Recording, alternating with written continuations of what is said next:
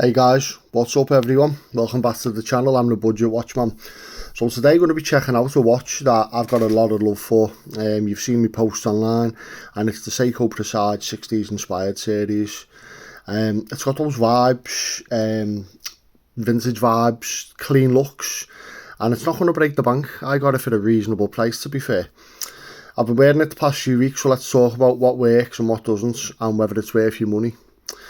So first off, the look of it, the thing is smooth. It is really well finished by Seiko. It's inspired, as I say, with the 60s in mind. And you can really feel that retro energy. It's got a domed crystal, sunburst style. The sun catches it, lovely. Those sharp markers, they're very clean, very classy. I've got the blue colour, as you can see here. And as I say, it catches the light in a really, really cool way. It's the kind of watch that you can remember your grandpa wearing, you know, back in the day when you were little, but with the modern guts. This design actually gives me real Grand Seiko vibes. I'm sure you can see with the indices shining the way they do, the pointy hands, very stereotypical of Grand Seiko and Seiko in general. And this Presage is just a lovely watch to wear. It's really light on the wrist. We'll go into the specs in a bit. But it's there enough to give presents. And, you know, it's not a small watch at all when it's on my wrist. I've gone down to a 7.5-inch wrist.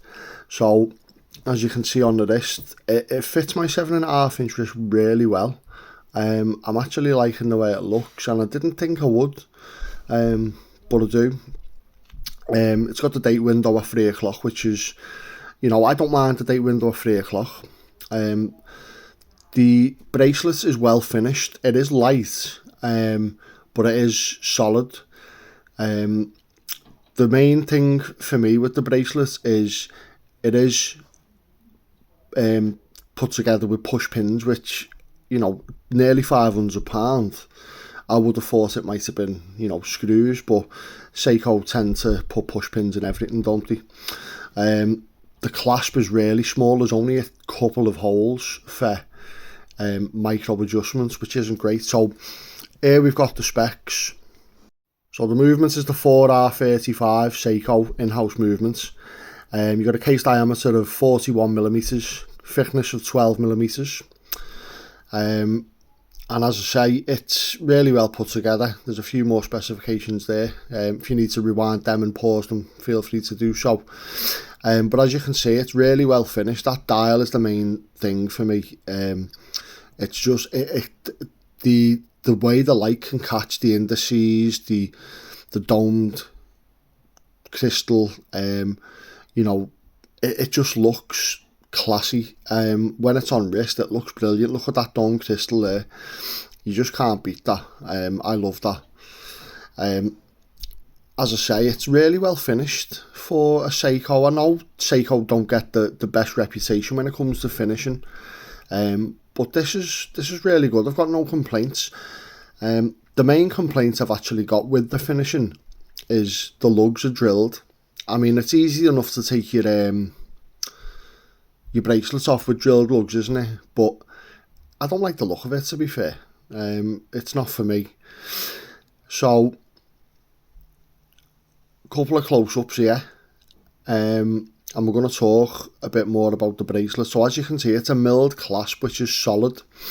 There's not much leeway in the bracelet, as in, you know, it is put together really well, as you can see. You know, the tolerances are really good. I've seen a lot worse on Seiko, so I'm happy with the tolerances. It's like there's a polished finish to the sides of the bracelets. So I mean, the altogether build is it feels solid. It's not heavy, but it doesn't feel cheap. It's just in the middle. Now on that clasp, them buttons are really springy, which is what I like. And then you can see the movement there in the back with the gold rotor. I actually like that touch. It looks really nice. It's a nice touch that by Seiko. little close up there for all the geeks who love to pretend they know what they're looking at, and I haven't got a clue what I'm looking at there. I'm not that way inclined. I know what the movement is, but you know, if I took one of them movements apart, I'd have no clue whatsoever. I know a few of you out there would, and that's absolutely fine. Hats off to you. Yeah, so as you can see, it's well finished and it's a nice looking watch. Now, back to the actual movements.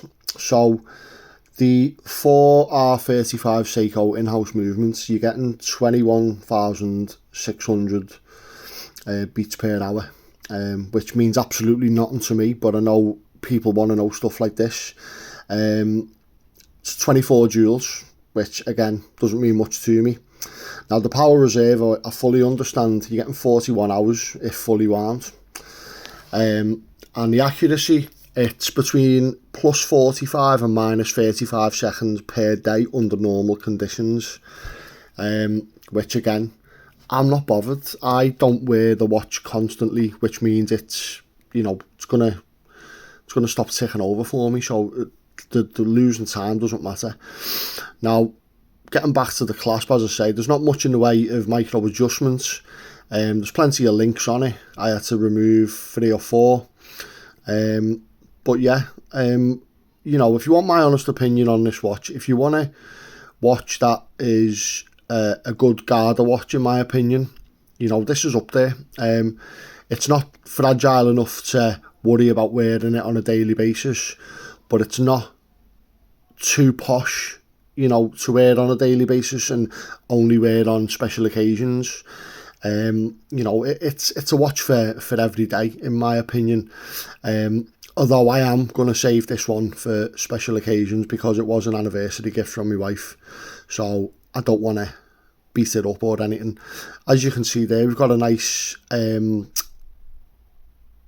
crown with the S engraved onto it.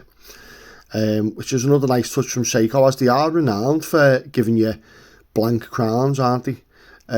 Which I don't think's great. You know, they're meant to be providing, well, you know, the reputation meant to precede themselves, isn't it? And sometimes I just think they give us absolute crap. You know, if I'm honest, some of the watches that they've turned out over the last few years have been mediocre at best. Right guys, so that's my review of the Seiko Presage 60s inspired series. Would I say go out and get one? Yeah, absolutely. Thank you very much for watching the videos. Don't forget to like and share. Thanks guys.